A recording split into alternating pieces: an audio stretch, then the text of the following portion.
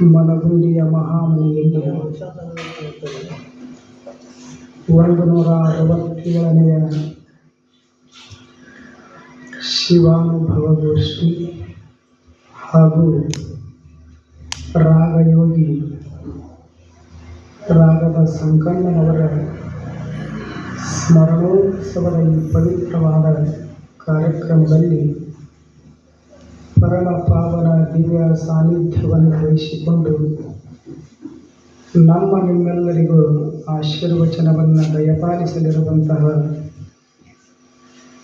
ಪರಮ ಪೂಜ್ಯರಾದ ಸರಳರು, ಶಾಂತರು, ಲಿಂಗ ಪೂಜಾ ನಿಷ್ಠರು ಹಾಗೂ ಶ್ರೇಷ್ಠ ನಿಸರ್ಗ ಚಿಕಿತ್ಸಾ ತಜ್ಞರು, ಖ್ಯಾತ ಪ್ರವಚನಕಾರರೂ ಆಗಿರುವಂತಹ ಬಸವಾನಂದ ಮಹಾಸ್ವಾಮೀಜಿಯವರ ಪವಿತ್ರ ಅಡಿದಾವರೆಗಳಲ್ಲಿ ಶರಣಾರ್ಥಿಗಳನ್ನು ಸಮರ್ಪಿಸುತ್ತಾ ಹೊನ್ನಳ್ಳಿಯ ಶರಣರಲ್ಲಿ ಅತಿಥಿಗಳಾಗಿ ಆಗಮಿಸಿ ತಮ್ಮೆಲ್ಲರನ್ನು ಉದ್ದೇಶಿಸಿ ಸುಂದರವಾದ ಮಾತುಗಳನ್ನು ಆಡಿರುವಂತಹ ನಮ್ಮ ತುಂಗಳದವರಲ್ಲಿ ಅವರಿವರೆಲ್ಲದೆ ವೇದಿಕೆಯ ಮೇಲೆ ಆಸೀನರಾಗಿರುವಂತಹ ಎಲ್ಲ ಅತಿಥಿ ಮಹೋದಯರಲ್ಲಿ ತಮ್ಮೆಲ್ಲರಲ್ಲಿ ಶರಣಾರ್ಥಿಗಳು.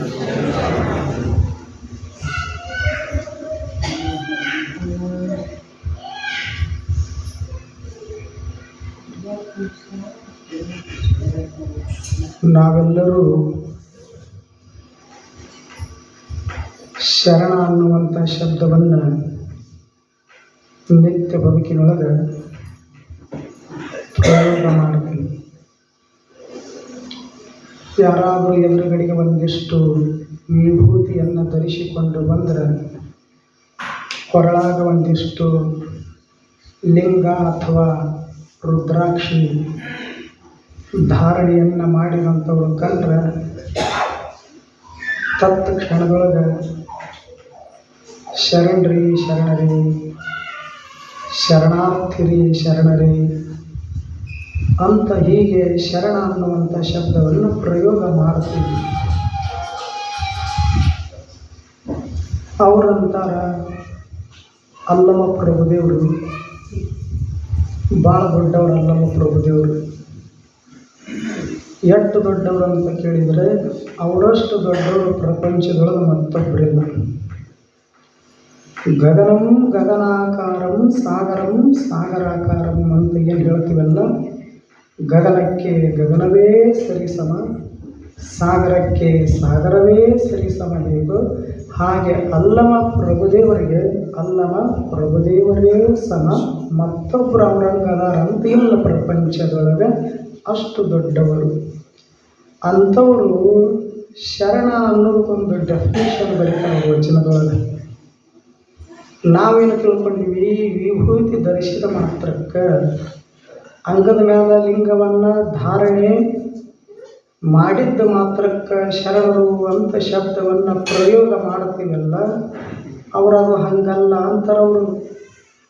ಹಾಗಾದರೆ ಶರಣರು ಅಂತ ಕರಿತೀವಲ್ಲ, ಯಾರಿಗೆ ಶರಣರಂತ ಕರಿಬೇಕು? ಶರಣರ ನಿಲುವ ಹೇಗಿರುತ್ತದೆ? ಶರಣರಂದ್ರೆ ಏನು? ಅವರೊಂದು ಚಲೋ ವಚನ ಹೇಳ್ತಾರೆ. ರಂಗವೊಂದೇ ಕಂಬವೊಂದೇ, ದೇವರೊಂದೇ ದೇಗುಲವೊಂದೇ, ಗುಹೇಶ್ವರ ನಿಮ್ಮ ಮನ್ನಣೆಯ ಶರಣರ ಆನು ದೇವರೆಂಬೆ. ಎಷ್ಟು ಚಲೋ ಬರೀತಾರೆ ಅವರು. ಶರಣಂದ್ರೆ ಬೇರೆ ಯಾರೂ ಅಲ್ಲ, ಸಾಕ್ಷಾತ್ ಪರಶಿವ. ಶರಣಂದ್ರೆ ಸಾಕ್ಷಾತ್ ನಡೆದಾಡುವ ದೇವರು ಅಂತ ಹೇಳ್ತಾರೆ ಅವರು. ಯಾವ ರೀತಿ ಒಳಗೆ? ರಂಗ ಒಂದೇ ಕಂಬ ಒಂದೇ, ದೇವರೊಂದೇ ದೇಗುಲ ಒಂದೇ. ಹಳಿ ದೇವಸ್ಥಾನಗಳದವಲ್ಲ, ಜಕಣಾಚಾರ್ಯರು ಏನು ಕಟ್ಟ್ಯಾರಲ್ಲ ಶಿಲ್ಪ ಕಲಾಕೃತಿಗಳಿಂದ, ಆ ಒಂದು ದೇವ ಮಂದಿರದೊಳಗೆ ಏನದ ರಂಗಮಂಟಪ ಅಂತಿರ್ತದೆ ಮಧ್ಯದೊಳಗೆ. ಆ ರಂಗಮಂಟಪದ ಸುತ್ತಮುತ್ತ ಒಂದು 4 ಕಂಬಗಳು. ಒಂದಕ್ಕೆ ಮಂಟಪ ಅಂತ ಕರಿತೀವಿ, ಮತ್ತೊಂದಕ್ಕೆ ಕಂಬ ಅಂತ ಕರಿತೀವಿ. ಆದ ಹೆಸರು ಭಿನ್ನ. ಒಂದಕ್ಕೆ ಮಂಟಪ ಅಂದೀವಿ, ಇನ್ನೊಂದಕ್ಕೆ ಕಂಬ ಅಂದೀವಿ. ಹೆಸರು ಭಿನ್ನ, ಆದರೆ ಮೂಲ ವಸ್ತು ಒಂದೇ. ಯಾವುದರಿಂದ ನಿರ್ಮಾಣ ಆಗ್ಯದ ರಂಗಮಂಟಪ? ಕಲ್ಲಿನಿಂದ ನಿರ್ಮಾಣ ಆಗ್ಯದ. ಅದೇ ಮಂಟಪದ ಸುತ್ತಮುತ್ತ ಇರುವಂಥ 4 ಕಂಬಗಳು ಯಾವುದರಿಂದ ನಿರ್ಮಾಣ ಆಗ್ಯವು? ಅದೇ ಕಲ್ಲಿನಿಂದ ನಿರ್ಮಾಣ ಆಗ್ಯವು. ಒಂದೇ ವಸ್ತು ಆಕಾರದೊಳಗೆ, ರಚನೆಯೊಳಗೆ, ವಿನ್ಯಾಸದೊಳಗೆ ಬೇರೆ ಬೇರೆ ಕಂಡ್ರೂ ಸಹಿತ ವಾಸ್ತವಿಕ ದೃಷ್ಟಿಯಿಂದ ನೋಡಿದಾಗ ವಸ್ತು ಒಂದೇ.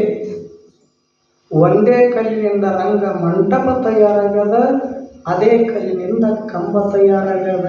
ರಂಗ ಒಂದೇ, ಕಂಬ ಒಂದೇ, ಎರಡು ಒಂದೇ. ಹಳೆಯ ಅಂದ್ರೆ ಅಟ್ಟ, ಈಗ ಕುಂತವ್ರು ಎರಡು ಒಂದೇ.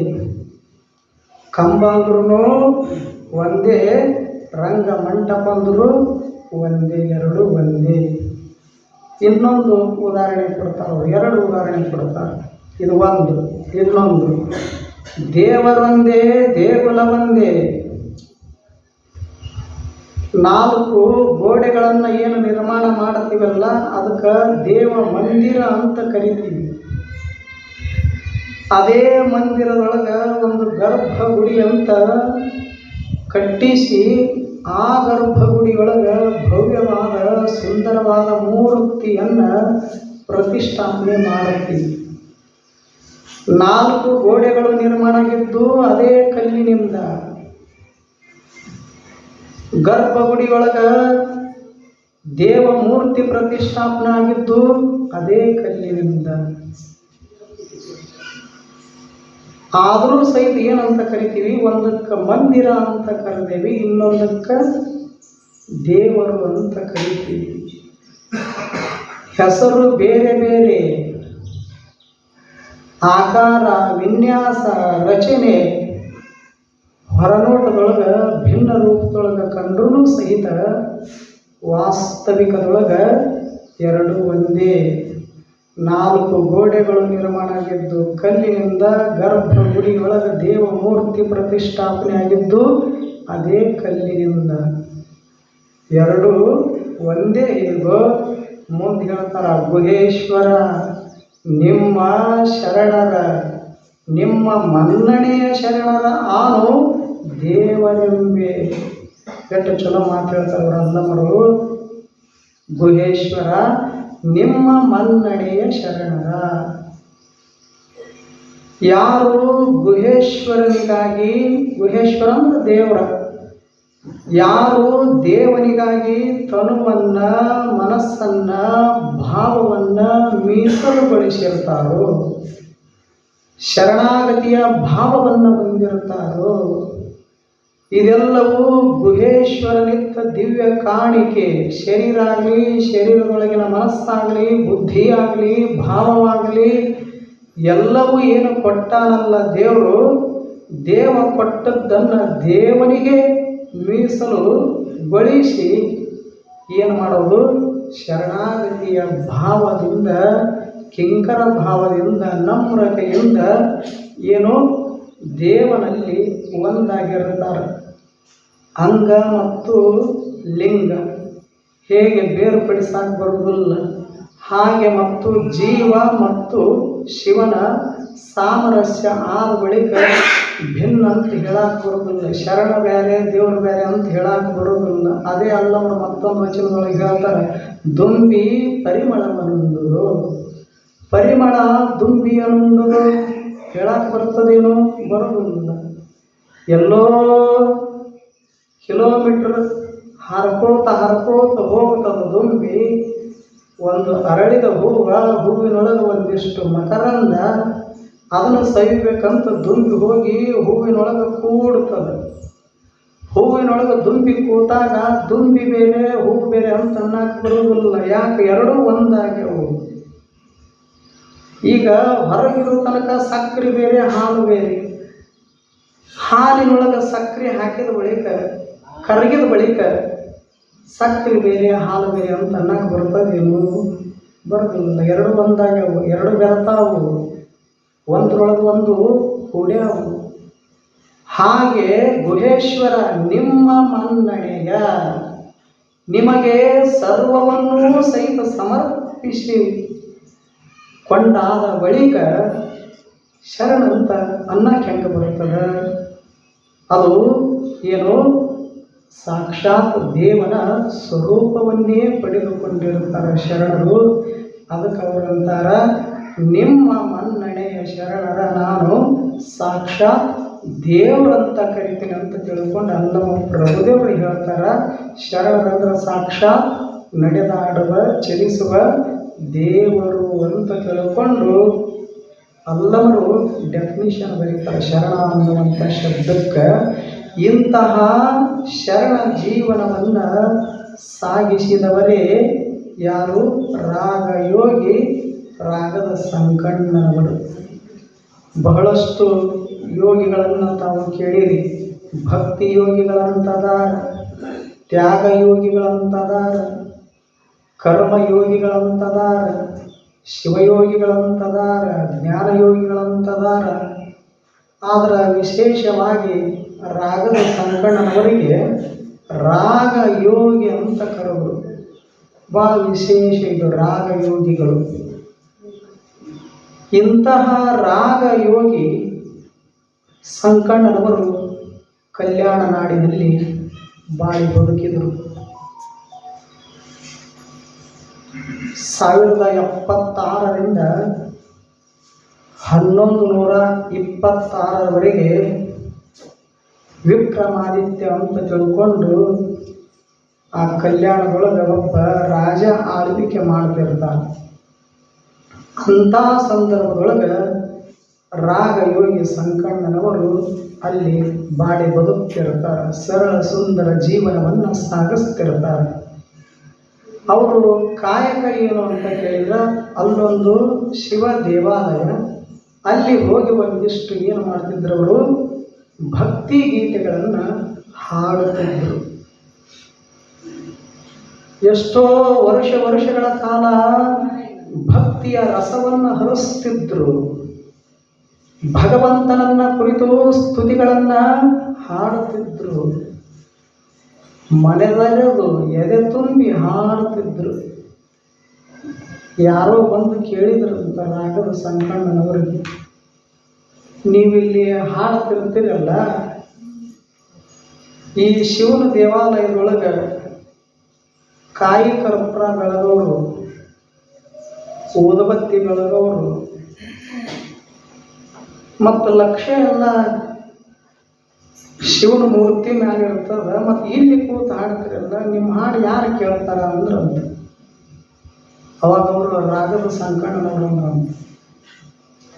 ಯಾರ ಜನ ಬಂದು ಕೇಳ್ತಾರ, ಒಂದಿಷ್ಟು ಕಾಣಿಕ ಕೊಡ್ತಾರಂತ ಜನರಿಗಾಗಿ ಹಾಡೋದಿಲ್ಲ, ಸಾಕ್ಷಾತ್ ದೇವನಿಗಾಗಿ ಹಾಡ್ತಾನೆ ನಾನು. ನನ್ನ ಹಾಡು ದೇವರು ಕೇಳ್ತಾನೆ, ಜನರು ಕೇಳಂತ ಹಾಡೋದಿಲ್ಲ, ದೇವರ ಕೇಳಂತ ಹಾಡ್ತೀನಿ ಅಂದ್ರಂತ.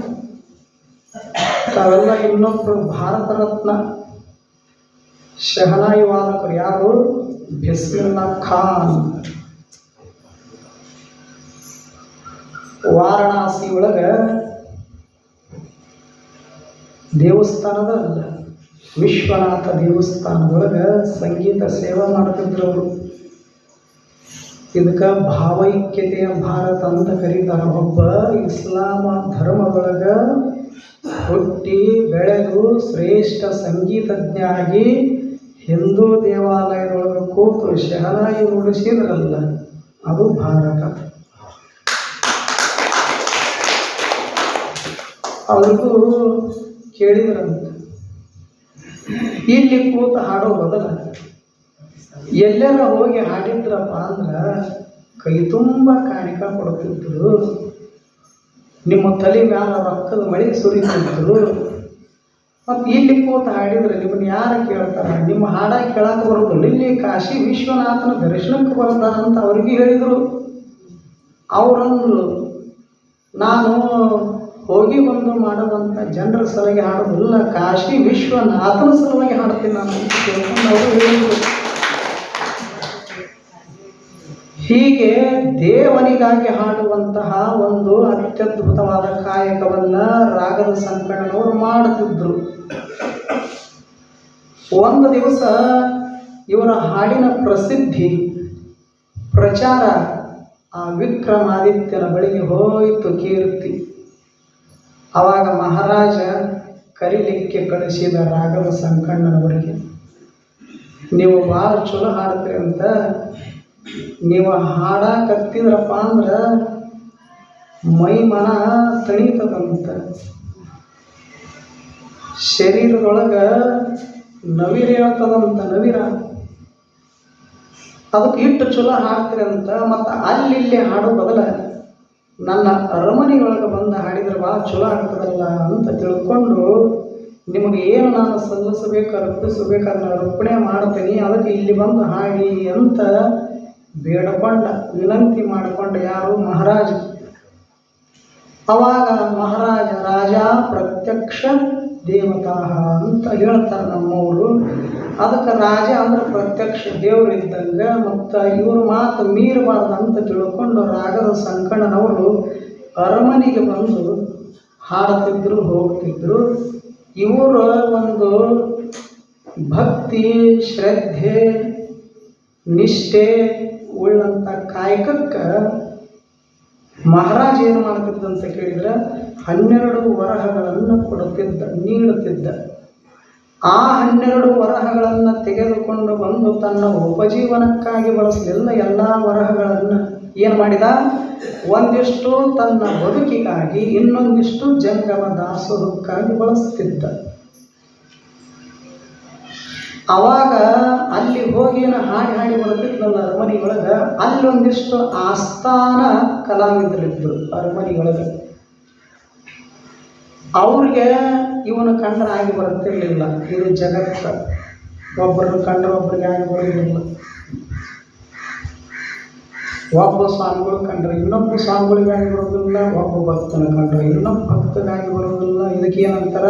ಈರ್ಷ್ಯ ಅಂತ ಕರೀತಾರೆ. ಹೊಟ್ಟೆ ಕಿಚ್ಚ, ಎಷ್ಟು ಚಲೋ ಕಿಚ್ಚದು.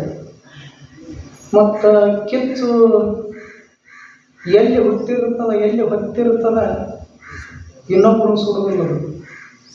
ಮೊದಲ ಯಾರಲ್ಲಿ ಹುಟ್ಟಿರ್ತದ ಅವ್ರನ್ನ ಸುಟ್ಟು ಆ ಬಳಿಕ ಇನ್ನೊಬ್ಬರು ಸುಡುತ್ತದೆ. ಇನ್ನೊಬ್ಬರು ಸುಡ್ಬೇಕಾಗಿತ್ತಂದ್ರೆ ಇವ್ರು ಉಳಿದ್ರಲ್ಲ, ಇವ್ರು ಉಳಿದ್ರೆ ಇನ್ನೊಬ್ಬರು ಸುಡ್ತದೆ. ಮೊದಲು ಇವನ್ನ ಸುಟ್ಟೋಗಿತ್ತದವರು ಕಿಚ್ಚ. ಅದಕ್ಕೆ ಹೇಳಿದ್ದೇನು ಬಸವಣ್ಣವರು, ಮನೆಯೊಳಗಣ ಕಿಚ್ಚು ಮನೆಯ ಸುಟ್ಟಲ್ಲದೆ ನೆರೆ ಮನೆಯ ಸುಡುವುದೇ ಕೂಡಲ ಸಂಗಮ ದೇವ. ಎಷ್ಟು ಚಲೋ ಮಾತು ಹೇಳ್ಯಾರ. ಯಾವುದೋ ಮನೆಗೆ ಬೆಂಕಿ ಹತ್ತಿದ ಅಂತ ತಿಳ್ಕೊಳ್ಳಿ. ಅವಾಗ ಯಾರ ಮನೆಗೆ ಬೆಂಕಿ ಹತ್ತಿತ್ತಲ್ಲ, ಬೆಂಕಿ ಹತ್ತಿದ ಮನೆಯವ್ರು ಹೇಳಕ್ಕಾನ, ನನ್ನ ಮನೆ ಸುಡಬಾರ್ದು, ನನ್ನ ಮನೆ ಸುಡಬಾರ್ದು, ನೆರೆ ಮನೆಯವ್ರ ಮನೆ ಸುಡಲಿ ಅಂತ ಬೇಡ್ಕೊಳಬೇಕಂತ ದೇವ್ರಿಗೆ. ಹಂಗಂದ್ರೆ ಸುಡು ಬಿಡ್ಬೇಕೇನು? ಅದು ಅಂತ ಕಿಚ್ಚು. ಮೊದಲು ನಾ ಎಲ್ಲಿ ಹೊತ್ತಿ ಉರಿಯಾಕತ್ತೀನಿ ಅದನ್ನು ಭಸ್ಮ ಮಾಡ್ತೀನಿ, ಆ ಬಳಿಕ ನೆರೆ ಮನೆಯವ್ರು ತೊಗೊತೀನಿ ಅಂತ ಬೆಂಕಿ ಹೇಳ್ತದೆ. ಹಂಗೆ ಈ ರಾಗದ ಸಂಕಣ್ಣನವ್ರನ್ನ ನೋಡಿ ಕೆಲವರಿಗೆ ಆಸ್ಥಾನದ ಸಂಗೀತಜ್ಞರಿಗೆ ಆಗಿ ಬರಲಿಲ್ಲ. ಆವಾಗ ಅವರಂದರು, ಇವರಿಗೆ ಶಾಸ್ತ್ರೋಕ್ತವಾಗಿ ಹಾಡಕ್ಕೆ ಬರೋದಿಲ್ಲ, ನಾವು ಶಾಸ್ತ್ರಬದ್ಧವಾಗಿ ಕಲಿತೀವಿ, 12 ವರ್ಷ ತಪಸ್ಸ ಮಾಡೀವಿ, ಸಂಗೀತ ಅಂದ್ರೆ ಸುಮ್ಮನೆ ಬರೆಯುವುದಿಲ್ಲ, ತಪಸ್ಸು ಮಾಡಬೇಕಾಗ್ತದೆ. ತಪಸ್ಸ ಅದು ಎಲ್ಲರಿಗೂ ಬರುವಂಥ ವಿದ್ಯೆಯೂ ಅಲ್ಲ. ಗಾನ ವಿದ್ಯಾ ಬಡಿ ಕಠಿಣ ಹೈ ಅಂತ ಹೇಳ್ಯಾರ ದೊಡ್ಡವರು. ಅದು ಸಣ್ಣ ವಿದ್ಯೆ ಅಲ್ಲ. ಎಲ್ಲ ವಿದ್ಯೆಗಳನ್ನು ಕಲಿಬಹುದು, ಕರಗತ ಮಾಡಿಕೊಳ್ಳಬಹುದು. ಆದರೆ ಸಂಗೀತ ವಿದ್ಯೆ ಬರೋದು ಅಷ್ಟು ಸರಳಲ್ಲ, ಅಷ್ಟು ಸುಲಭ ಅಲ್ಲ. ಯಾರ್ಯಾರಿಗೆ ಹಾಡಕ್ಕೆ ಬರ್ತದೆ, ಯಾರ್ಯಾರಿಗೆ ವಾದ್ಯಗಳನ್ನು ನುಡಿಸಕ್ಕೆ ಬರ್ತದೆ, ಅವರು ಭೂಮಂಡಲದೊಳಗಿರ್ತಕ್ಕಂಥ ಮನುಷ್ಯರ ಮಕ್ಕಳೆಲ್ಲವರು ಗಂಧರ್ವ ಲೋಕದಿಂದ ಇಳಿದು ಬಂದಿರ್ತಾರೆ. ಅವರು ಗಂಧರ್ವ ಲೋಕದಿಂದ, ಗಂಧರ್ವ ಪುತ್ರರು. ಅಂಥ ಅದ್ಭುತ ಸಂಗೀತಜ್ಞನಾಗಿರ್ತಕ್ಕಂಥ ರಾಗದ ಸಂಕಣ್ಣನವರು ನೋಡಿ ಕೆಲವರಿಗೆ ಆಗಿ ಬರಲಿಲ್ಲ. ಮಹಾರಾಜನ ಹತ್ರ ಚಾಡಿಗಳಿದ್ರು. ಅವ ಸುಮ್ಮ ಹಾಡ್ಬೇಕಂತ ಹಾಡ್ತಾನ, ಅವನಿಗೆ ರಾಗ ಗೊತ್ತಿಲ್ಲ, ಲಯ ಗೊತ್ತಿಲ್ಲ, ತಾಳ ಗೊತ್ತಿಲ್ಲ, ಶ್ರುತಿ ಗೊತ್ತಿಲ್ಲ. ಆದ್ರೆ ನಮ್ಮನ್ನು ಕೇಳಿ ನಮಗೆಲ್ಲ ರಾಗಗಳು ಗೊತ್ತು, ಶ್ರುತಿ ಗೊತ್ತು, ಲಯ ಗೊತ್ತು, ಎಲ್ಲ ಗೊತ್ತು ನಮಗೆ. ನಾವು ಶಾಸ್ತ್ರಬದ್ಧವಾಗಿ ಕಲಿತೀವಿ, ಅವನಿಗೆ ಶಾಸ್ತ್ರ ಬರುವುದಿಲ್ಲ. ಬೇಕಾದರೂ ನೀವು ಒಂದು ಸರ್ತಿ ಸ್ಪರ್ಧೆ ಏರ್ಪಾಡು ಮಾಡಿರಿ ಅಂತ ತಿಳ್ಕೊಂಡು ಮಹಾರಾಜನಲ್ಲಿ ದೂರು ನೀಡಿದರು ಎಲ್ಲ ಸಂಗೀತಗಾರರು. ಆವಾಗ ಆಗಲಿ ಅಂತ ತಿಳ್ಕೊಂಡು ಮಹಾರಾಜ ಒಪ್ಪಿದ. ಸರ್ತಿ ಮ್ಯಾಲ ಈಗ ಇಲ್ಲಿ ನಮ್ದು ನಡೀತಲ್ಲ, 8 ಜನ ಒಂದ ವೇದಿಕೆ ಮ್ಯಾಲ ಸಂಗೀತಗಾರರು ಎಷ್ಟು ಚಲೋ ಹಾಡಿದರು. ಅವರೆಲ್ಲರೂ ಕೂಡಿ ಹಾಡುವಾಗ ರಾಗದ ಸಂಕಣನ ಇವತ್ತು ಬಂದು ಇಲ್ಲಿ ಹಾಡಕತ್ತೇನೋ ಏನೋ ಅಂತ ವಿಷಯ ಇತ್ತು. ಈ ವಿಷಯ ಏನಿಟ್ಟಾರಲ್ಲ ಅಪ್ಪುಗಳು, ಅದಕ್ಕೂ ಈ ಸಂಗೀತಗಾರರು ಬೆಂಗಳೂರಿನಿಂದ ಬಂದು ಹಾಡೋದಕ್ಕೂ ಎಷ್ಟು ಸಾಮ್ಯತೆ ಇತ್ತು, ಎಷ್ಟು ಹೊಂದಾಣಿಕೆ ಇತ್ತು. ಅದಕ್ಕೆ ಅವರು ಹಾಡುವಾಗ ಅನಿಸ್ತಿತ್ತು, ಬಹುತೇಕ ನಾವು ಬಂದಿದ್ದು ಅವ್ರನ್ನ ಹಾಡುವವ್ರನ್ನ ನೋಡಿದ್ದು, ಅವರ ಹಾಡ ಕಿವಿ ಕೇಳಿದ್ದು, ಕಣ್ಣು ಕಿವಿ ಎಲ್ಲವೂ ಪವಿತ್ರ ಅಂತ ಅನಿಸ್ತದೆ. ಅಷ್ಟು ಚೆನ್ನಾಗಿ ಮಧುರವಾಗಿ ಹಾಡಿದರು. ಹಾಗೆ ಎಲ್ಲರೂ ಸರತಿ ಮ್ಯಾಲ ಒಬ್ಬರು ಹಾಡಕ್ಕೆ ಶುರು ಮಾಡಿದರು. ಕೊನೆಗೆ ರಾಗದ ಸಂಕಣನ ಬರ್ತದ ಸ್ಪರ್ಧೆ. ಹಾಡಕ್ಕೆ ಶುರು ಮಾಡಿದ. ಶಾಸ್ತ್ರ ಗೊತ್ತಿಲ್ಲ, ಇವರಿಗೆ ಶಾಸ್ತ್ರ ಗೊತ್ತದ. ಇವರ ಅಂತರಂಗದೊಳಗೆ ಶಾಸ್ತ್ರ ಎಲ್ಲವೂ ಗೊತ್ತದ, ಭಕ್ತಿ ಇಲ್ಲ. ಇವರಿಗೆ ಶಾಸ್ತ್ರ ಗೊತ್ತಿಲ್ಲ, ಒಳಗೆ ಭಕ್ತಿ ತುಂಬ್ಯದ. ಇವರೊಳಗೆ ಭಕ್ತಿ ತುಂಬ್ಯದ. ಯಾರು ಶಾಸ್ತ್ರಜ್ಞರಿದ್ರು ಅಲ್ಲಿ ಭಕ್ತಿ ಇಲ್ಲ. ಹೇಂಗ ಹಾಡಕ್ಕೆ ಶುರು ಮಾಡಿದ ರಾಗದ ಸಂಕಣ್ಣ. ಹಾಡಿದ ಹಾಡಿದ ಹಾಡಿದ ಬರೀ ಕಿವಿ ಎಲ್ಲ ಮೈಯೆಲ್ಲ ಕಿವಿಯಾಗಿ ಕೇಳ್ಕೋತ ಮಗ್ನರಾದರು. ಹಾಡಿನ ರಸಭಾವದೊಳಗೆ ಬೆರೆತು ಹೋದರು. ಮಹಾರಾಜ ಬೆರೆತ. ಯಾರು ಅಲ್ಲಗಳೆದಿದ್ರು, ಯಾರು ಹೊಟ್ಟೆ ಕಿಚ್ಚಿನಿಂದ ನೋಡಿದ್ರು, ಮಾತ್ಸರ್ಯದಿಂದ ನೋಡಿದ್ರು, ಅವರೆಲ್ಲರೂ ಮೈ ಮರೆತು ಕೂತು ಕೇಳುವಂಗ ಹಾಡಿದ ರಾಗದ ಸಂಕಣ್ಣ. ಹಾಡು ಮುಗಿದಿತ್ತು. ಇವರ ಈರ್ಷ್ಯ ಭಾವ ಹೊಟ್ಟೆ ಕಿಚ್ಚು ಹೋಗಿತ್ತು. ಎಲ್ಲ ಸಂಗೀತಜ್ಞರು ರಾಗದ ಸಂಕಣ್ಣ ಶರಣರಿಗೆ ಎಲ್ಲರೂ ಶರಣಾಗತರಾಗಿದ್ದರು. ನಮ್ಮ ಅಹಂಭಾವವನ್ನು ಇಳಿಸಿ ಅರಿವಿನ ಕಣ್ಣ ತೆರೆಸಿದ ನೀವೇ ನಮ್ಮ ಗುರುಗಳಂತ ತಿಳ್ಕೊಂಡು ದೊಡ್ಡ ದೊಡ್ಡ ವಿದ್ವಾಂಸರು, ಸಂಗೀತಜ್ಞರು ಮನಸಾರಿ ಒಪ್ಪಿಕೊಂಡರು, ಮನದುಂಬಿ ಕೊಂಡಾಡಿದರು ರಾಗದ ಸಂಕಣ್ಣನವರಿಗೆ. ಅವಾಗ ಮಹಾರಾಜ ರಾಗ ರಸಾಂಕ ಅಂತ ತಿಳ್ಕೊಂಡು ಒಂದು ಬಿರುದ ಕೊಡ್ತಾನೆ. ಯಾರಿಗೆ? ರಾಗದ ಸಂಕಣ್ಣನವರಿಗೆ ರಾಗ ರಸಾಂಕ ಅಂತ ಒಂದು ಬಿರುದು ಕೊಡ್ತಾನೆ. ಇಂಥ ಒಬ್ಬ ಶ್ರೇಷ್ಠ ಸಂಗೀತಗಾರ 12ನೇ ಶತಮಾನದೊಳಗೆ ಹಾಡಿಗೆ ಹೋಗಿದ. ಕೇಳಬೇಕು, ಒಂದಿಷ್ಟು ನೋಡಬೇಕು. ಈಗ ದೇವರ ಕಣ್ಣ ಕೊಟ್ಟಾನ. ಕಣ್ಣು ಎದಕ್ಕೆ ಕೊಟ್ಟಾನ? ಜಗಳಕ್ಕೆ ಕೆಕ್ಕರ್ಸ್ಕೊಂಡು ಕೆಂಪು ಮಾಡಿಕೊಂಡು ನೋಡಂತ ಕೊಟ್ಟಾನ. ಇನ್ನು ಕಣ್ಣು ಇಲ್ಲ, ಒಂದಿಷ್ಟು ಕಾಡಿಗೆ ತೀಡಂತ ಕೊಟ್ಟಾನ. ಇನ್ನು ಕಣ್ಣಿರೋದು ಕಾಡಿಗೆ ತೀಡಕ್ಕಲ್ಲ, ಕಣ್ಣಿರೋದು ಕೆಕ್ಕರ್ಸ್ಕೊಂಡು ನೋಡಕ್ಕಲ್ಲ. ಕಣ್ಣಿರೋದು ಎಲ್ಲೆಲ್ಲಿ ಒಂದಿಷ್ಟು ನೋಡುವಂತಹ ಇಂಥ ಪರಮ ಪೂಜ್ಯರನ್ನು ಒಂದಿಷ್ಟು ಕಣ್ತುಂಬ ನೋಡೋದು, ದೇವಮೂರ್ತಿಗಳನ್ನು ನೋಡೋದು, ಅಂಗೈಗಳನ್ನು ಒಂದಿಷ್ಟು ಭಗವಂತನ ಸ್ವರೂಪವಾಗಿರತಕ್ಕಂಥ ಲಿಂಗವನ್ನು ಕಣ್ಣು ತುಂಬ ನೋಡೋದು, ಒಂದಿಷ್ಟು ಹೂಗಳ ಅರಳಿರುತ್ತಾವೆ, ಸುತ್ತಮುತ್ತ ಸುಗಂಧವನ್ನು ಚೆಲ್ಲುತ್ತಿರುತ್ತಾವೆ. ಒಂದಿಷ್ಟು ಅರಳಿದ ಹೂಗಳನ್ನು ನೋಡೋದು. ಅರಳಿದ ಹೂಗಳನ್ನು ನೋಡಿದರೆ ಸಾಕು, ಮನಸ್ಸು ಅರಳಾಕ ಶುರು ಮಾಡುತ್ತದೆ. ಅದಕ್ಕೆ ಎಲ್ಲೆಲ್ಲಿ ನೋಡುವಂಥ ದೃಶ್ಯಗಳಿರ್ತಾವೋ, ಮನಸ್ಸಿಗೆ ಹಿತ ನೀಡುತ್ತಿರ್ತಾವೆ, ಸಂತೋಷ ಕೊಡುತ್ತಿರ್ತಾವೆ, ಅಂಥ ಒಳ್ಳೆಯ ದೃಶ್ಯಗಳನ್ನು ನೋಡು ಅಂತ ತಿಳ್ಕೊಂಡು ದೇವರು ಕಣ್ಣ ಕೊಟ್ಟಾನ. ಆದರೆ ನಾವೇನು ಮಾಡೀವಿ? ನೋಡಬಾರದನ್ನು ನೋಡಿ ಕಣ್ಣ ಕೆಡಿಸ್ಕೊಂಡು ಕೂತೀವಿ. ಆ ಬಳಿಕಟ್ಟು ಚಲೋ ಕಿವಿ ಕೊಟ್ಟಾನ. ಕಿವಿ ಅದಕ್ಕೆ ಕೊಟ್ಟಾನ? ಈಗ ಹಾಡಿದ್ರಲ್ಲ, ಶರಣರ ಸಂತರ ವಚನಗಳನ್ನು ಕೇಳು, ಒಂದಿಷ್ಟು ಅನುಭವ ಗೋಷ್ಠಿಯೊಳಗೆ ಹೋಗಿ ಪಾಲ್ಗೊಂಡು ಮಹಾತ್ಮರ ನುಡಿಗಳನ್ನು ಕೇಳು. ಹೇಳಿಲ್ಲ. ಜ್ಞಾನಿಗಳು ಎಷ್ಟು ಚಲೋ ಹೇಳ್ಯಾರ. ಸಾಧೂನಾಂ ದರ್ಶನಂ ಪುಣ್ಯಂ ಸ್ಪರ್ಶನಂ ಪಾಪನಾಶನಂ ಸಂಭಾಷಣಂ ಜನ್ಮ ಸಾರ್ಥಕ್ಯಂ. ಎಷ್ಟು ಚಲೋ ಹೇಳ್ಯಾರ. ಸಾಧು ಸತ್ಪುರುಷರನ್ನು ಕಣ್ತುಂಬ ನೋಡೋದ್ರಿಂದ ಪುಣ್ಯ ಪ್ರಾಪ್ತಿ ಆಗ್ತದಂತ. ಇಂಥ ಮಹಾತ್ಮರ ಪಾದವನ್ನು ಸ್ಪರ್ಶ ಮಾಡಿ ಮುಟ್ಟಿ ನಮಸ್ಕಾರ ಮಾಡೋದ್ರಿಂದ ಪಾಪನಾಶ ಆಗಿ ಹೋಗ್ತದಂತ.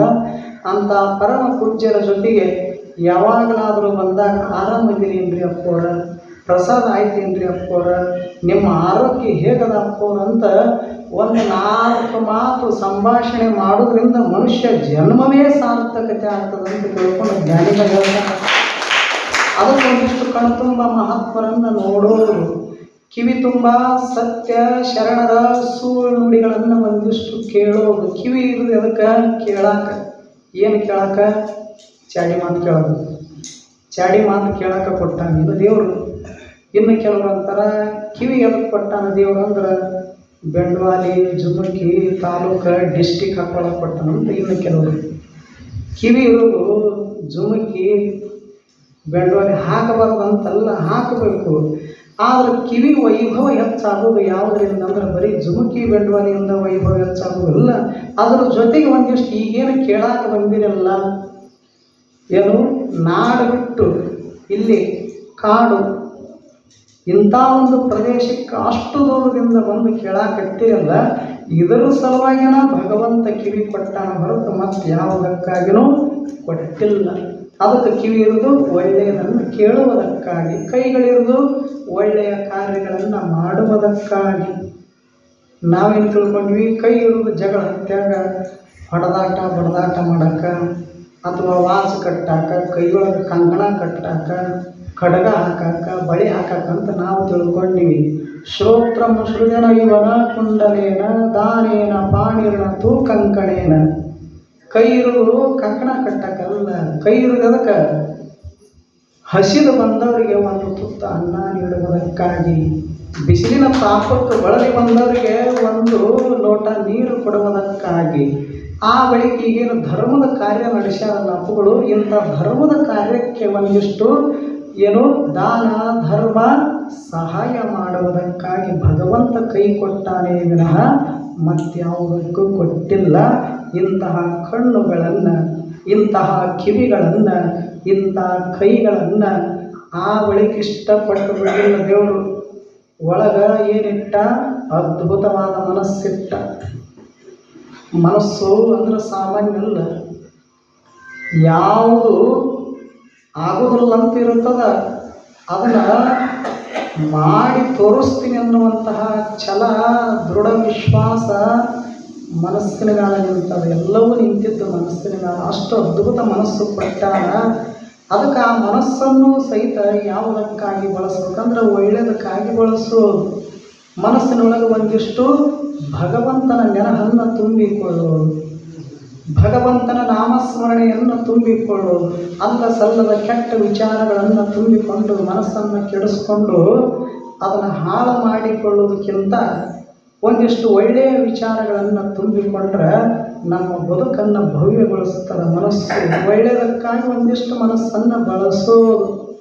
ಈಗ ಒಳ್ಳೆಯದಕ್ಕೂ ಬಳಸಕ್ಕೆ ಬರ್ತದೆ, ಕೆಟ್ಟದ್ದಕ್ಕೂ ಬಳಸಕ್ಕೆ ಬರ್ತದೆ. ಮನೆಯೊಳಗೆ ಒಂದು ಚಾಕು ಅಂತ ತಿಳ್ಕೊಳ್ಳಿ, ಕಾಯಿಪಲ್ಯ ಹೆಚ್ಚಾಕೂ ಬರ್ತದೆ. ಬ್ಯಾಡಾದವ್ರಿಗೆ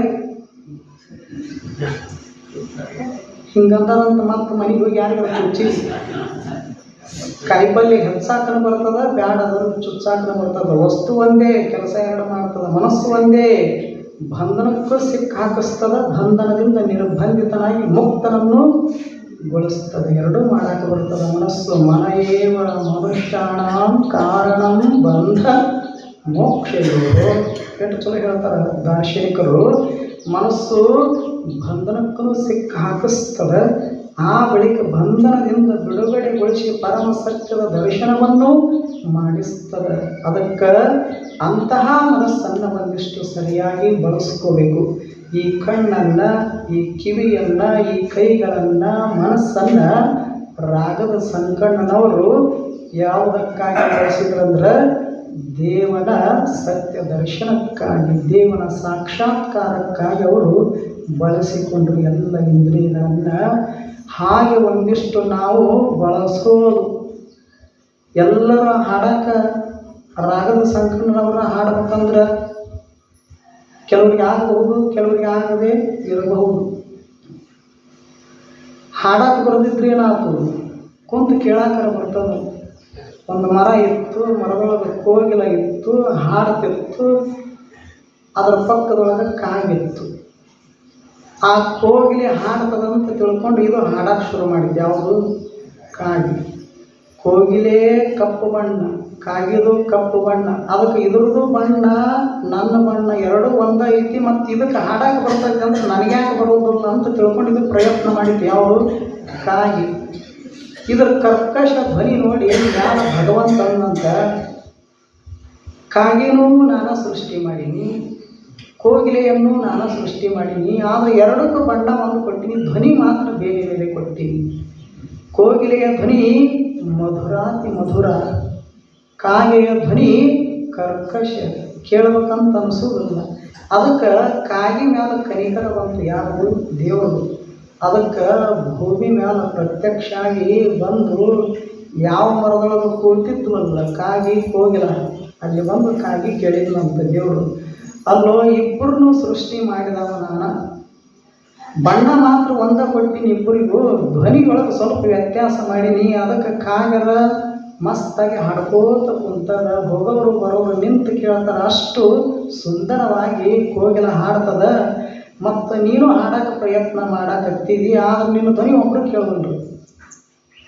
ಅದಕ್ಕೆ ನಿನಗೂ ಕೋಗಿಲೆ ಅಂತ ಧ್ವನಿ ಕೊಡ್ಬೇಕಂತ ಮಾಡೀನಿ. ಅಲ್ಲಿದ್ದ ಮ್ಯಾಲಿದ್ದ ಕೆಳಗೆ ಬಂದೀನಿ, ನಿನ್ನ ಮ್ಯಾಲ ದಯ ಬಂದು ಕನಿಕರ ಬಂದು ಮತ್ತು ನಿನಗೂ ಕೋಗಿಲೆ ಅಂತ ಧ್ವನಿ ಕೊಡ್ತೀನಿ, ಹಾಡ್ತೀವೇನು ಅಂತ ದೇವರು ಕೇಳಿದ್ನಂತ.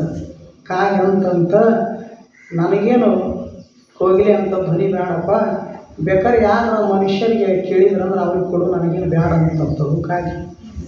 ಅವಾಗ ದೇವರನ್ನಂತ, ಏನು ವಿಚಿತ್ರದಿಯೋ ನೀನು, ಅಲ್ಲಿಂದ ಇಲ್ಲಿ ತನಕ ಕಷ್ಟಪಟ್ಟು ಬಂದೀನಿ, ಕೊಟ್ಟ ಹೋಗ್ಬೇಕಂತ ಬಂದೀನಿ, ಮತ್ತು ತೊಗೊಂಡು ಬಿಡು ಅಂತ ಹೇಳಿದ್ನಂತ. ನನಗೇನು ಬ್ಯಾಡ ಅಂತಂತದ್ದು. ಅವಾಗ ಅದು ಅಂತಂತ ಕಾಗಿ, ಮೊದಲು ನಮ್ಮ ಪೂರ್ವಜರು ಇದ ಕರ್ಕಶ ಧ್ವನಿಯೊಳಗ ಸಂತೋಷಪಟ್ಟಾರ, ಆನಂದ ಪಟ್ಟಾರ. ನಮ್ಮ ತಂದೆ ತಾಯಿನೂ ಇದ ಧ್ವನಿಯೊಳಗೆ ಬಾಳಿ ಬದುಕ್ಯಾರ. ಈಗ ನಾನು ಆ ಪರಂಪರೆಯನ್ನು ಮುರಿದಂಗಾಗ್ತದ, ನಮ್ಮ ಪೂರ್ವಜರ ಪರಂಪರೆ ಮುರಿದಂಗಾಗ್ತದ. ಅದಕ್ಕೆ ನನ್ನ ಪರಂಪರೆ ನನಗೆ ಇರಲಿ. ಆದ್ರೆ ದೇವರ ಒಂದು ತಿಳ್ಕೊ, ಕಾಯಿ ಹೇಳಕತ್ತಿ ದೇವರಿಗೆ ಒಂದು ತಿಳ್ಕೊ, ನೀನು ಕೋಗಿಲೆಯ ಧ್ವನಿ ಕೊಡ್ತೀನಿ ಅಂತ ಬಂದಿದೆಯಲ್ಲ, ನಿನ್ನ ಕೋಗಿಲೆಯ ಧ್ವನಿ ನನಗೆ ಅವಶ್ಯಕತೆ ಇಲ್ಲ.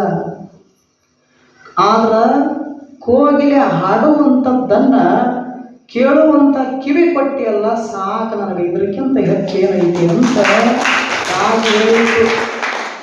ಅದಕ್ಕೆ ಎಲ್ಲರೂ ಹಾಡಬೇಕಂತೇನಿಲ್ಲ, ಎಲ್ಲರೂ ನಮ್ಮ ನಾಗೇಂದ್ರ ಅವ್ರ ಮಕ್ಕಳಂಗೆ ಹಾಡಬೇಕಂತೇನಿಲ್ಲ. ಕೆಲವರಿಗೆ ಬರ್ತದ, ಇನ್ನು ಕೆಲವರಿಗೆ ಬರುವುದಿಲ್ಲ. ಅದಕ್ಕೆ ಬಸವಣ್ಣವ್ರು ಹೇಳ್ಯಾರ, ಏನು? ನಾನು ಒಲಿದಂತೆ ಹಾಡುವುದಿಲ್ಲ, ನನಗೆ ಹೆಂಗೆ ಅನಿಸ್ತದ ಹಂಗೆ ಹಾಡುತ್ತೀನಿ. ಹಾಡೋದು ದೊಡ್ಡದಲ್ಲ, ಭಗವಂತನ ನಾಮಸ್ಮರಣೆ ಹಾಡೋದು ದೊಡ್ಡದು. ಅದರೊಳಗೆ ತಪ್ಪು ಸರಿ, ರಾಗ ಲಯ ತಾಳ ಹುಡುಕ್ಯಾಡ್ಕೋತ್ರ ಹೋದೇವೆ ಅಂದ್ರೆ ಇದ್ರ ಬೆನ್ನು ಹತ್ತಿ ಹೋಗೋದ್ರೊಳಗೆ ಭಕ್ತಿ ಅನ್ನೋದು ಹೋಗಿಬಿಟ್ಟಿರ್ತದೆ ಮರೆತು. ಅದಕ್ಕೆ ಒಲಿದಂಗೆ ಹಾಡು ಒಂದಿಷ್ಟು. ಹಾಗೆ ಶಾಸ್ತ್ರೋಕ್ತವನ್ನು ಕಲಿತಿರ್ಲಿಲ್ಲ ರಾಗದ ಸಂಕಣ್ಣ, ಆದ್ರೆ ಒಲಿದಂಗೆ ಹಾಡ್ತಿದ್ದ. ಹೆಂಗೆ ಹಾಡ್ತಿದ್ದ?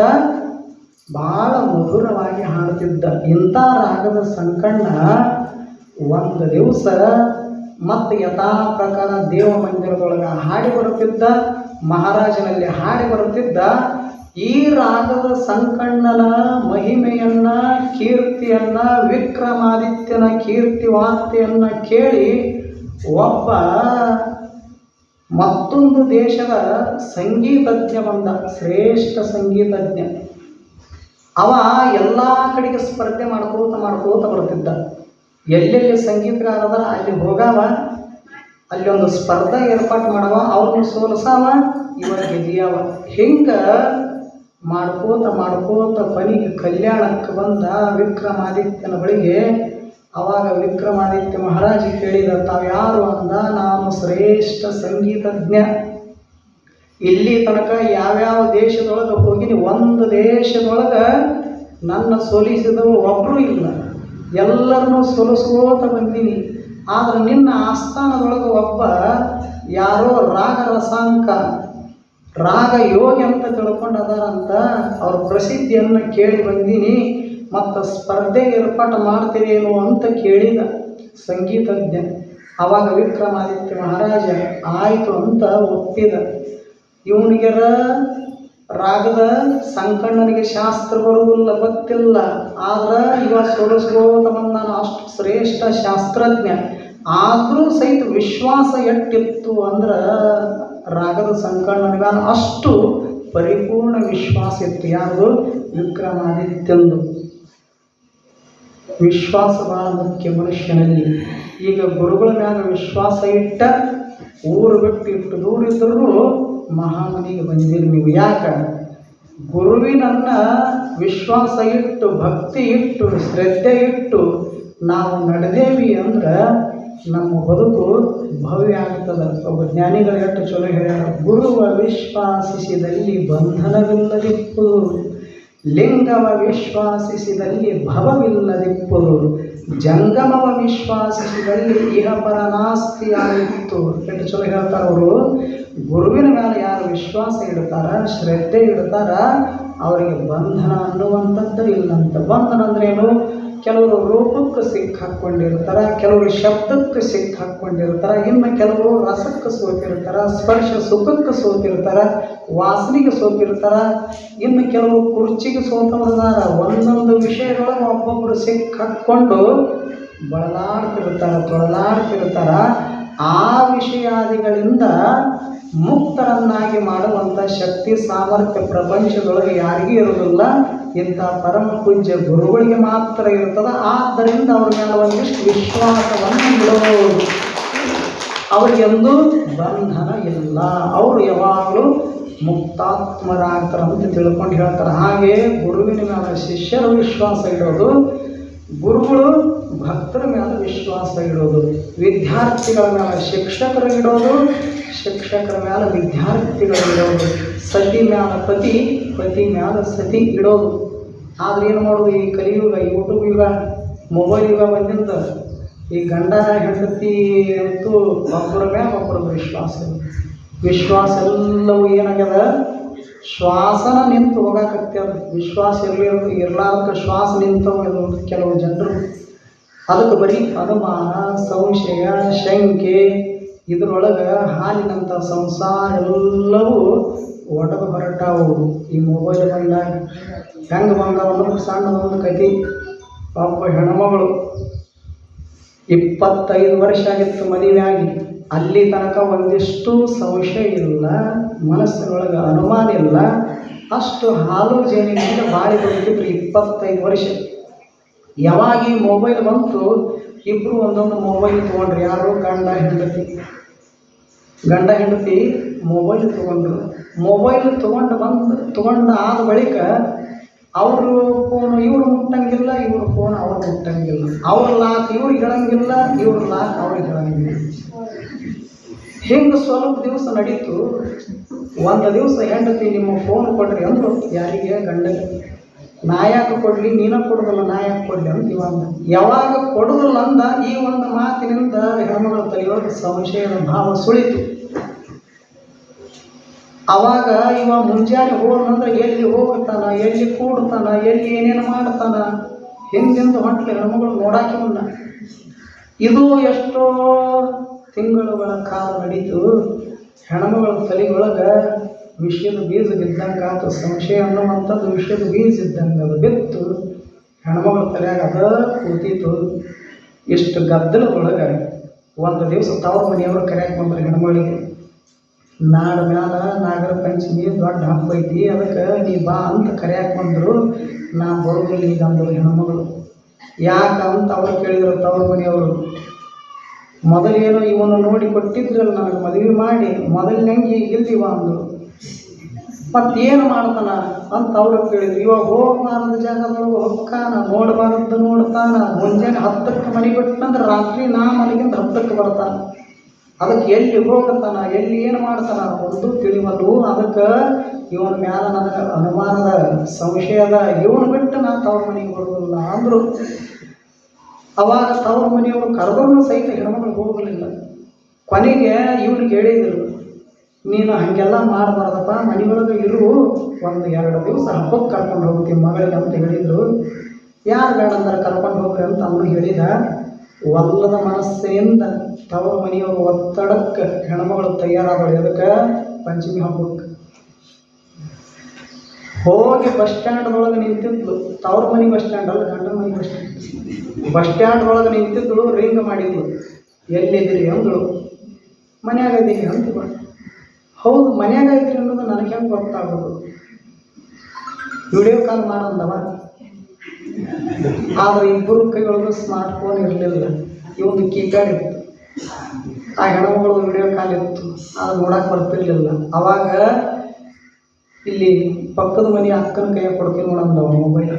ಕೊಡೋ ಅಂದಳು ಹೆಣ್ಮಗಳು, ಸಂಶಯನ ತುಂಬಿರ್ತಲ್ಲ, ಕೊಡೋ ಅಂದಳು. ಹೋಗಿ ಕೊಟ್ಟ. ಅವ್ರಂದ್ರು ಪಕ್ಕದ ಮನೆಯವರು, ನೀ ಏನು ಚಿಂತೆ ಮಾಡಬೇಡವ, ಹೋಗು ಮಸ್ತಾಗಿ ಹಬ್ಬ ಮಾಡ್ಕೊಂಡು ಬಾ. ನಿನ್ನ ಗಂಡ ಅಂತವಲ್ಲ, ನಮ್ಗೆ ಗೊತ್ತೈತಿ, ನಿನಗೆ ಗೊತ್ತಿಲ್ಲ ಅಂದ್ರೆ ಹೆಂಗೆ ಮಾಡೋದು? 25 ವರ್ಷ ಅಂತ ಜೀವನ ಕಳೆದು ಇಟ್ಟು ಗೊತ್ತಿಲ್ಲ ಅಂತ ಮನುಷ್ಯ ಅಲ್ಲ, ಭಾಳ ಸಾತ್ವಿಕದ. ಅದಕ್ಕೆ ಬಸವಣ್ಣವ್ರು ಹೇಳ್ದಂಗೆ ಪರವಧೂನು ಮಹಾದೇವಿ ಎಂಬ ಅನ್ನುವಂಥ ಪತಿ ಅದಾನ, ನೀ ಯಾಕೆ ಚಿಂತೆ ಮಾಡಿಸಿದಿ, ಹೋಗಿ ಬಾ ಅಂತ ಪಕ್ಕದ ಮನೆಯವ್ರು ಹೇಳಿದರು. ಅಟ್ಟತ್ತಿಗೆ ಬಸ್ ಸೇರಿದಳು. ಮಂದಿ ಹೇಳಿದ್ರು ಕೇಳಬಾರ್ದು. ಹೆಣ್ಮಗಳು ಒಳಗೆ ತುಂಬೆ ಅದ ವಿಷ ಬೀಜ. ಬಸ್ ಏರಿದ ತಕ್ಷಣ ಒಳಗೆ ಮತ್ತೆ ರಿಂಗ್, ಎಲ್ಲಿದ್ದೀರಿ? ಮನ್ಯಾಗ ಇದ್ರಿ ಅಂತ ನನಗೇನು ಗೊತ್ತಾಗೋದು? ಹಾಗಾದ್ರೆ ಬಲಕಿನ ಮನೆಯವ್ರ ಕೈಯಾಗ ಕೊಡ್ತೀನಿ ನೋಡಂದವ.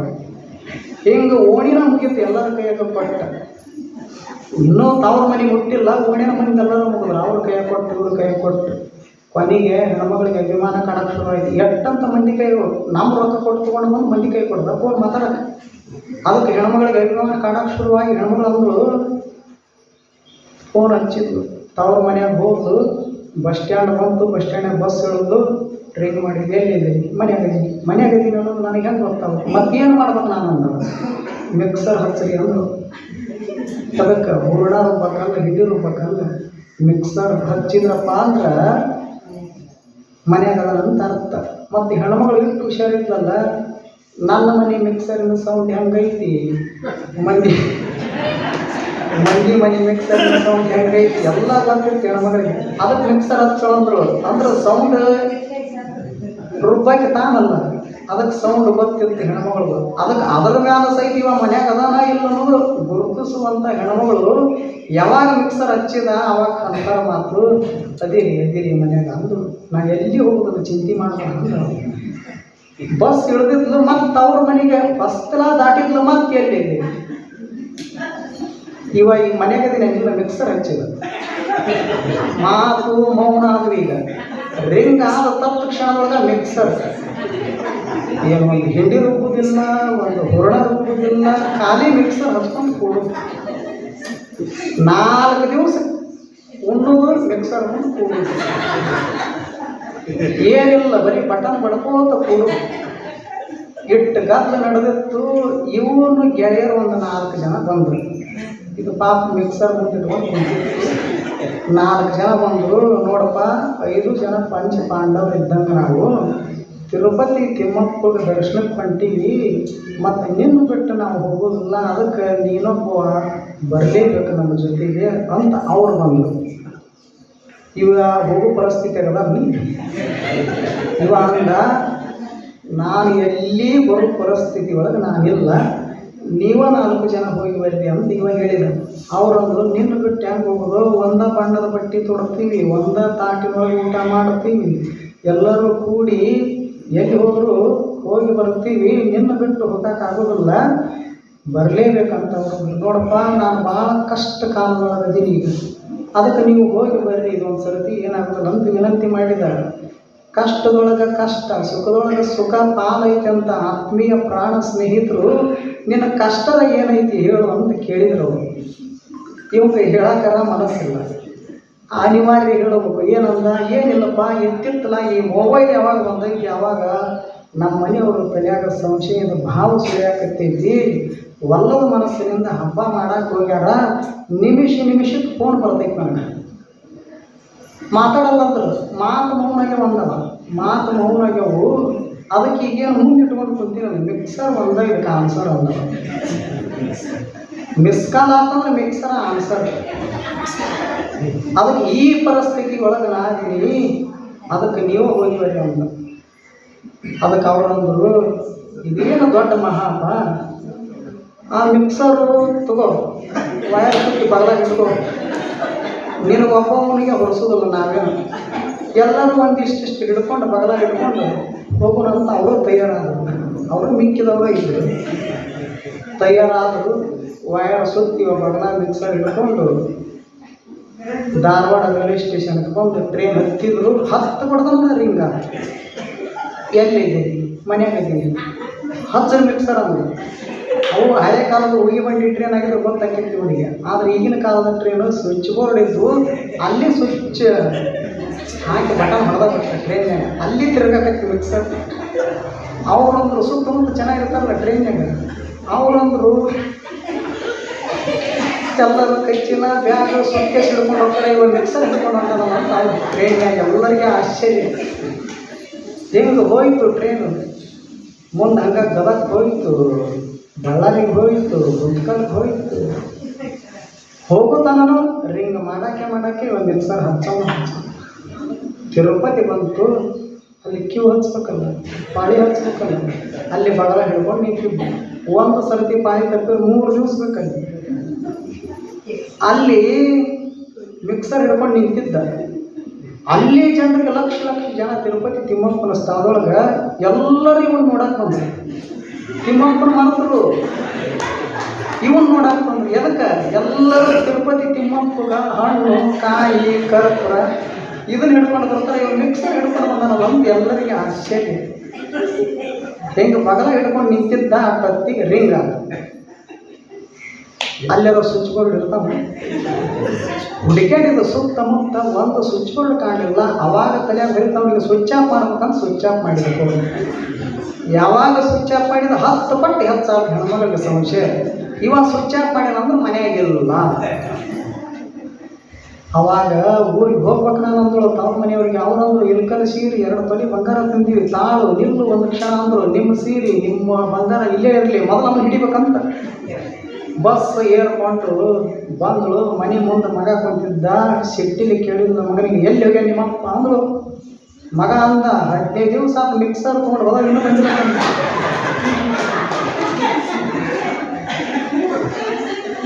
ಸಂಶಯಾತ್ಮ ವಿನಶ್ಯತಿ. ಎಷ್ಟು ಚಲೋ ಹೇಳ್ಯಾರ ಜ್ಞಾನಿಗಳು. ಸಂಶಯಾತ್ಮ ವಿನಶ್ಯತಿ. ಒಂದು ಸಂಶಯದ ಭಾವ ಸುಳಿತು ಸುಂದರವಾದ ಬದುಕು ನಾಶ ಆಗಿ ಹೋಗ್ತದೆ ಮನುಷ್ಯನೇ. ಹಂಗೆ ಇಲ್ಲಿ ಸಂಶಯ ಇರಲಿಲ್ಲ. ಇಲ್ಲಿಗೆ ಬರುವುದು ವಿಕ್ರಮಾದಿತ್ಯನಿಗೆ ರಾಗದ ಸಂಕಣದ ಮೇಲೆ ಸಂಶಯ ಇರಲಿಲ್ಲ, ವಿಶ್ವಾಸ ಗಟ್ಟಿಗೊಂಡಿತ್ತು. ಅವಾಗ ಹೇಳಿದ, ನಾಳೆಗೆ ಆಗಲಿ ಸ್ಪರ್ಧೆ ಅಂದ. ರಾಗದ ಸಂಕಣ್ಣನ ಕೇಳಕ್ಕೆ ಹೋಗಲಿಲ್ಲ ವಿಕ್ರಮಾದಿತ್ಯ. ನಾಳೆಗೆ ಆಗಲಿ ಆಗಬಹುದು ಸ್ಪರ್ಧೆ ಅಂದ. ಆ ಬಳಿಕ ರಾತ್ರಿ ಅವನಿಗೆ ತಿಳಿಸಿದ್ರು. ಅವಾಗ ಒಬ್ಬ ಬೇರೆ ದೇಶದಿಂದ ದೊಡ್ಡ ಸಂಗೀತಜ್ಞ ಪಂಡಿತೋತ್ತಮ ಬಂದಾನಂದ್ರೆ ಅವನ ಜೊತೆಗೆ ನಾ ಹಾಡುದ ಅಂತ ಸ್ವಲ್ಪ ಮನಸ್ಸು ಹೊಯ್ದಾಡಕತ್ತಿತ್ತು. ಯಾರು?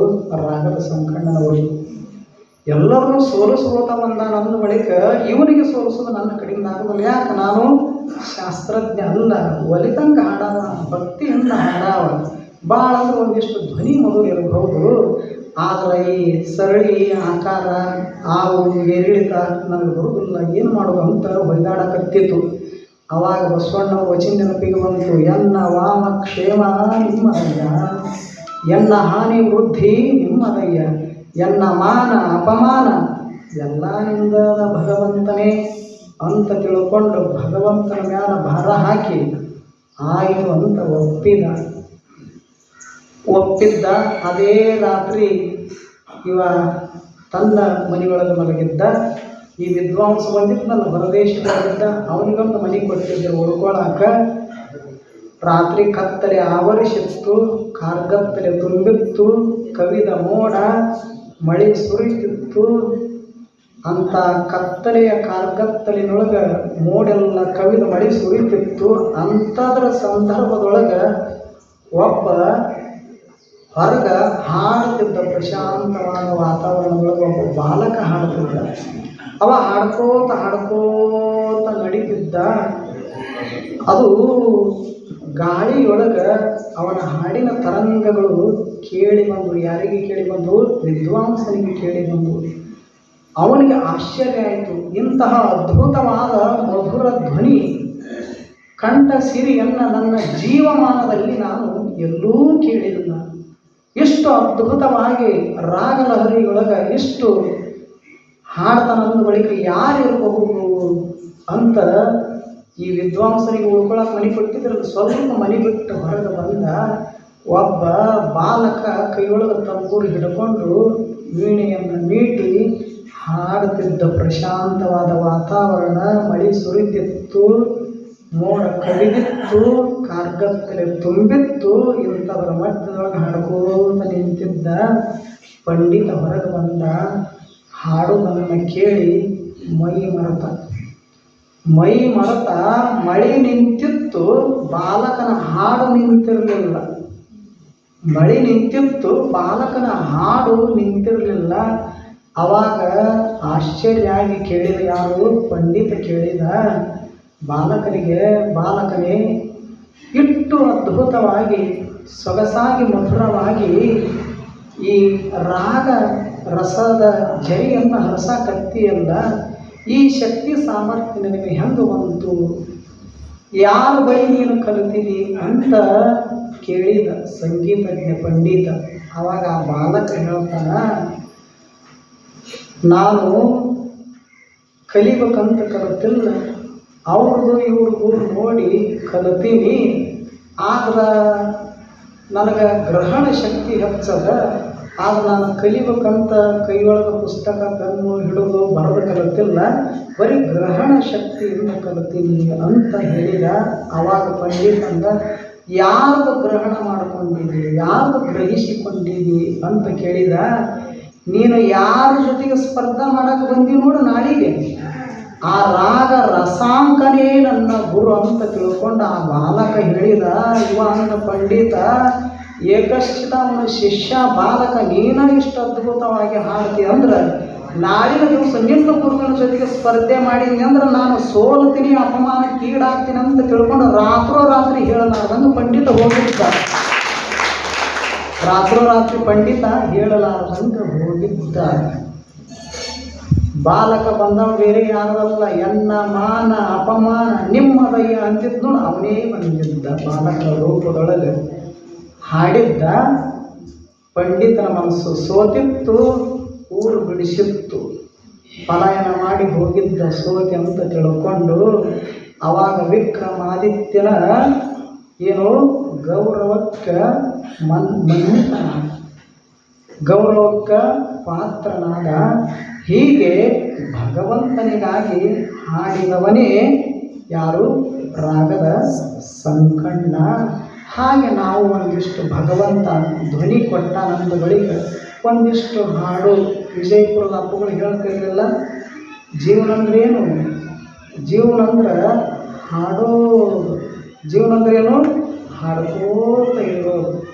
ಮುಂಜಾನೆ ಸಂಜೆನೆ ನಕ್ಕೋತ ಇರೋದು, ಮಧ್ಯದೊಳಗೆ ಒಂದಿಷ್ಟು ಎಲ್ಲ ಕೆಲಸ ಕಾರ್ಯಗಳನ್ನು ಮಾಡುವಾಗ ಹಾಡ್ಕೋತ ಇರೋದು, ನಕ್ಕೋತ ಇರೋದು, ಹಾಡ್ಕೋತ ಇರೋದು. ಕೈಯೊಳಗೆ ಒಂದಿಷ್ಟು ಕಾಯಕ, ಬುದ್ಧಿಯಲ್ಲಿ ಒಂದಿಷ್ಟು ಬೆಳಕ, ತಲೆಯೊಳಗ ಜ್ಞಾನ, ಎದೆಯೊಳಗ ಪರಮ ಪ್ರೇಮ, ಕಂಠದೊಳಗೆ ಒಂದಿಷ್ಟು ಮಧುರವಾದ ಭಕ್ತಿ ಗೀತೆಗಳನ್ನು ಹಾಡಿಬಿಟ್ರೆ ಸಾಕು. ಎಲ್ಲಿ ಭಕ್ತಿ ಗೀತೆಗಳನ್ನು ಹಾಡ್ಕೋತ ಇರ್ತೀವಿ ಅಂಥವರ ಮನಸ್ಸೇ ಸ್ವರ್ಗ ಆಗ್ತದೆ, ಅಂಥವ್ರ ಮನಿನ ಸ್ವರ್ಗ ಆಗ್ತದೆ ಅಂತ ತಿಳ್ಕೊಂಡು ಹೇಳ್ತಾರೆ. ಹಂಗೆ ಅಪ್ಪಗಳು ಯಾವಾಗಲೂ ಹಾಡ್ಕೋತ ಇರ್ತಾರೆ, ನಕ್ಕೋತ ಇರ್ತಾರೆ. ಆರೋಗ್ಯಪೂರ್ಣವಾಗಿ ತಾವು ಅದಾರ. ತಮ್ಮ ಸಾಮೀಪ್ಯಕ್ಕೆ ಅನಾರೋಗ್ಯದಿಂದ ಬಳಲಿ ಬಂದವ್ರನ್ನ ಆರೋಗ್ಯಪೂರ್ಣರನ್ನಾಗಿ ಮಾಡುತ್ತಾರೆ. ಅವ್ರಿಗೊಂದಿಷ್ಟು ಹಾಡ ಕೇಳಿಸ್ತಾರೆ, ತಾವು ಸಂತೋಷ ಪಡ್ತಾರೆ, ಅವರ ಸಾಮೀಪ್ಯಗಳಿಗೆ ಬಂದವರಿಗೆಲ್ಲರಿಗೂ ಸಂತೋಷವನ್ನು ನೀಡ್ತಾರೆ. ಹಿಂಗೆ ಒಂದಿಷ್ಟು ಬದುಕೋದು. ಅಂತಹ ಮಹಾತ್ಮರನ್ನು ಒಂದಿಷ್ಟು ನೆನೆಯೋದು. ರಾಗದ ಸಂಕಣ್ಣ ಶರಣರನ್ನು ಒಂದಿಷ್ಟು ನೆನೆಯೋದು. ಈಗ ರಾಗದ ಸಂಕಣ್ಣನವರು ಇರದೇ ಇದ್ರೆ ಏನಾಯಿತು? ಎಲ್ಲೆಲ್ಲಿ ಜಗತ್ತಿನೊಳಗೆ ಸಂಗೀತ ಕೇಳಿ ಬರ್ತದ ಅವಾಗ ಸಂಗೀತ ಕೇಳಿದ ತತ್ಕ್ಷಣದೊಳಗೆ ಯಾರು ನೆನಪಾಗ್ತಾರ? ರಾಗದ ಸಂಕಣ್ಣ ನೆನಪಾಗ್ತಾನ. ರಾಗದ ಸಂಕಣ್ಣ ಹಾಗೆ ಒಂದಿಷ್ಟು ಏನು ಮಾಡೋದು, ಹಾಡ್ಕೋತ ಒಳ್ಳೆಯದನ್ನು ಕೇಳ್ಕೋತ ಒಳ್ಳೆಯದನ್ನು ನೋಡ್ಕೋತ ಕಾಲವನ್ನು ಕಳೆದ್ರೆ ನಮ್ಮ ಬದುಕು ಅದು ಶರಣರ ಬದುಕು ಆಗ್ತದೆ. ಇದರೊಳಗೆ ಯಾವ ಸಂಶಯ ಇಲ್ಲ ಅನ್ನುವಂಥ ಎರಡು ನುಡಿಗಳನ್ನು ಗುರುದೇವರ ಪಾದಕ್ಕೆ ಸಮರ್ಪಣೆ ಮಾಡಿ ನಮ್ಮನ್ನು ಸಹಿತ ಬಹುದೂರದಿಂದ ವಿಜಯಪುರದಿಂದ ಇಲ್ಲಿಂದ ಕರೆಸ್ಯಾರ ಪರಮ ಪೂಜ್ಯರು, ಭಾಳ ದೊಡ್ಡವರು. ಅವರಿಗೆ ನಮ್ಮಂಗ ಹೊರಗಿನ ಕಣ್ಣು ಇರದೇ ಇರಬಹುದು, ಅವರಿಗೆ ನಮ್ಮಂಗ ಹೊರಗಿನ ಕಣ್ಣು ಇರದೇ ಇರಬಹುದು. ಆದರೆ ಭಗವಂತ ಅವರಿಗೆ ವಿಶೇಷವಾಗಿರತಕ್ಕಂಥ ಅಂತರ್ದೃಷ್ಟಿಗಳನ್ನು ಕೊಟ್ಟಾನ. ಅದಕ್ಕೆ ಜ್ಞಾನದ ಕಣ್ಣು ಅಂತ ಕರೀತಾರೆ. ನಾವು ಬರೀ ಕಣ್ಣ, ಅವ್ರದ್ದು ಜ್ಞಾನದ ಕಣ್ಣ. ಆ ಜ್ಞಾನ ಚಕ್ಷುವಿನಿಂದ ಎಲ್ಲವುಗಳನ್ನು ನೋಡ್ತಾರೆ, ಎಲ್ಲವುಗಳನ್ನು ಕೇಳ್ತಾರೆ, ಎಲ್ಲವುಗಳನ್ನು ಅನುಭವಿಸ್ತಾರೆ. ಎಲ್ಲ ವಸ್ತುಗಳ ಬಗ್ಗೆ ಜ್ಞಾನವನ್ನು ಮಾಡಿಕೊಂಡು ತಮ್ಮ ಸಾನ್ನಿಧ್ಯದೊಳಗೆ ಬಂದವರಿಗೆ ಜ್ಞಾನ ಸಂಪತ್ತನ್ನು ನೀಡಿ ಅವರನ್ನು ಶ್ರೀಮಂತಗೊಳಿಸ್ತಾರೆ. ಅದಕ್ಕೆ ಒಂದೆರಡು ಗೊತ್ತಿರಬೇಕು. ಸಂಗೀತ ಸಾಹಿತ್ಯ ಕಲಾವಿಹೀನ ಸಾಕ್ಷಾತ್ ಪಶು ಕುಚ್ಚ ವೀಷಾಣ ಯೋಗೀನ.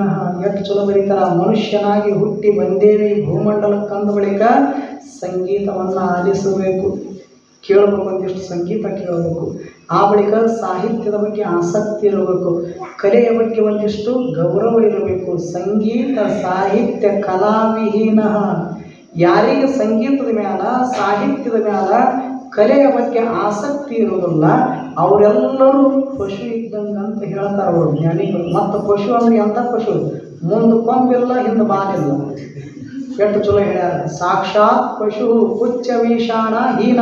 ಎಷ್ಟು ಚಲೋ ಹೇಳ್ಯಾರ. ಮುಂದೆ ಕೊಂಬಿಲ್ಲ ಹಿಂದೆ ಬಾಲಿಲ್ಲ. ಕೊಂಬಿದ್ರೆ ಪಶು ಚಂದ ಕಾಣಿಸ್ತದ, ಹಿಂದೆ ಬಾಲಿತ್ತು ಶೋಭೆ ಕಾಣಿಸ್ತದ. ಕೊಂಬೂ ಇಲ್ಲ ಬಾಲನೂ ಇಲ್ಲ ಅಂದ ಬಳಿಕ ಅದ್ಯಾವ ಪಶು? ಹಂಗಾಗ್ತದ ಮನುಷ್ಯನ ಜೀವನ. ಆದರೆ ಇಲ್ಲಿ ಬಂದು ನೋಡಿದಾಗ ನಮ್ಮ ಮನಗುಂಡಿ ಅಪ್ಪುಗಳು ಶಿಷ್ಯರು ಭಕ್ತರು ಯಾರದಂತ ಕೇಳಿದ್ರೆ ಅವರೆಲ್ಲರೂ ಸಂಗೀತ ಆಸಕ್ತರು, ಸಾಹಿತ್ಯ ಪ್ರೇಮಿಗಳು, ಕಲೆಯ ಬಗ್ಗೆ ಗೌರವ ಉಳ್ಳವರು ಅನ್ನುವಂಥದ್ದು ಇಲ್ಲಿ ನಮಗೆ ಕಾಣಬರುತ್ತದೆ. ಅಷ್ಟು ಸಂಗೀತ ಸಾಹಿತ್ಯ ಕಲೆಯ ಬಗ್ಗೆ ಅಪ್ಪುಗಳಿಗೆ ಅತ್ಯಂತ ಪ್ರೇಮ. ಇಂಥ ಪರಮ ಪೂಜ್ಯರು ಜ್ಞಾನಯೋಗಿ ಅಪ್ಪುಗಳಿಗೆ ಅತ್ಯಂತ ಪ್ರೇಮವುಳ್ಳವರು. ಅವ್ರು ಹೇಳ್ತಿರ್ತಾರೆ ನಮಗೆ, ನಮ್ಮಂಥ ಸಾಧಕರಿಗೆ, ನೀವು ಹೊರಗೆ ಕಣ್ಣು ಅದಾವ, ನಿಮಗೆ ದೇವರು ಕಣ್ಣು ಕೊಟ್ಟ, ಅವರಿಗೆ ಕಣ್ಣು ಕೊಟ್ಟಿಲ್ಲ, ಆದರೂ ಸಹಿತ ಅವರಷ್ಟು ಜ್ಞಾನ ಪಾಂಡಿತ್ಯ ನೀವು ಕೊಡ್ಕೋಬೇಕಾದ್ರಪ್ಪ ಅಂದ್ರೆ ಭಾಳ ದಿವಸ ಹೋಗ್ಬೇಕು ನಿಮಗೆ ಅಂತ ಹೇಳ್ತಿದ್ರು ಅಪ್ಪುಗಳು. ಅಂದ್ರೆ ಒಂದು ಎರಡು ಸರ್ತಿ ಒಬ್ಬ ಯಾರೋ ವಿದ್ಯಾರ್ಥಿ ಆಗಲಿ ಯಾರೋ ಓದೋರು ಒಂದು ಎರಡು ಸರ್ತಿ ಓದಿದ್ರು ಅಂದ್ರೆ ಓದಿದ್ದೆಲ್ಲವುಗಳನ್ನು ಗ್ರಹಣ ಮಾಡುವಂಥ ಶಕ್ತಿ ಸಾಮರ್ಥ್ಯ ಪರಮ ಪೂಜ್ಯ ಅಪ್ಪುಗಳ ಹತ್ರ ಅದ ಅಂತ ತಿಳ್ಕೊಂಡನ ಇಂಥ ಅರಣ್ಯಗಳಲ್ಲಿ ಭವ್ಯವಾದ ಏನು ಕಟ್ಟಾರ, ಮಠವನ್ನು ಕಟ್ಟಾರ, ಆಶ್ರಮವನ್ನು ಕಟ್ಟಾರ. ಇದು ಮಹಾಮನೆ. ಇದು ಎಲ್ಲಿ ಸತ್ಸಂಗ ನಡೀತದ ಅದೇ ಮಹಾಮನೆ ಅಂತ ಕರೀತಾರ. ಇಂಥ ಅರಣ್ಯಗಳಿಗೂ ಸಹಿತ ನೂರಾರು ಜನ ಭಕ್ತರನ್ನು ಸೇರಿಸಿ ನಿಮ್ಮೆಲ್ಲರಿಗೂ ಒಂದಿಷ್ಟು ಬದುಕಿನೊಳಗೆ ಶಾಂತಿ ಸಮಾಧಾನ ಸೈರಣೆಯನ್ನು ತುಂಬುವಂಥ ಕೆಲಸ ಮಾಡ್ತಿದ್ದಾರೆ. ಹೀಗಾಗಿ ಅಂಥ ಪರಮ ಪೂಜ್ಯರು ಭಾಳ ದೊಡ್ಡವರು ನಮ್ಮನ್ನು ಕರೆಸಿ ಅವರ ಮಾತಾಡಲಿಕ್ಕೆ ಅವಕಾಶ ಮಾಡಿಕೊಟ್ರೆ ಅವರಿಗೆ ಅನಂತ ಕೃತಜ್ಞತೆಗಳನ್ನು ಸಲ್ಲಿಸುತ್ತಾ ಮತ್ತೊಮ್ಮೆ ತಮ್ಮೆಲ್ಲರಿಗೂ ಶರಣು.